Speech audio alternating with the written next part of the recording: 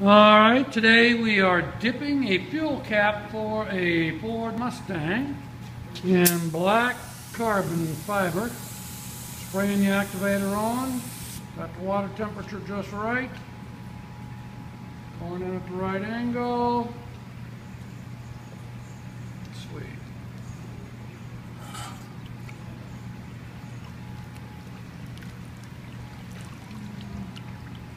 And it looks like anybody could do this from home. Not the case.